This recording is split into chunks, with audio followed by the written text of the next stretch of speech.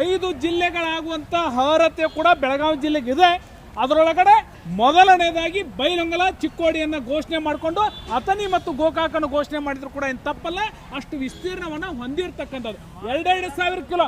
ದಯವಿಟ್ಟು ಕನ್ನಡ ಪರ ಹೋರಾಟಗಾರರು ಎಲ್ಲ ಹೋರಾಟಗಾರರು ತಿಳ್ಕೋಬೇಕು, ಬೆಂಗಳೂರು 3-4 ಜಿಲ್ಲೆಗಳ 2,000 ಕಿಲೋಮೀಟರ್ ಚದುರ ವಿಸ್ತೀರ್ಣವನ್ನು ಹೊಂದಿರತಕ್ಕಂಥದ್ದು.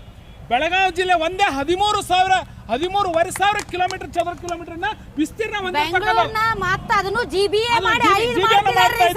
ಒಬ್ಬೊಬ್ಬ ಮಿನಿಸ್ಟ್ರು ಮನಸ್ಸು ಮಾಡಿ ಒಂದೊಂದು ಕಾರ್ಪೊರೇಷನ್ 5-5 ವಿಭಾಗವಾಗಿ ಹೊಡಿತಾ ಇದ್ದಾನೆ.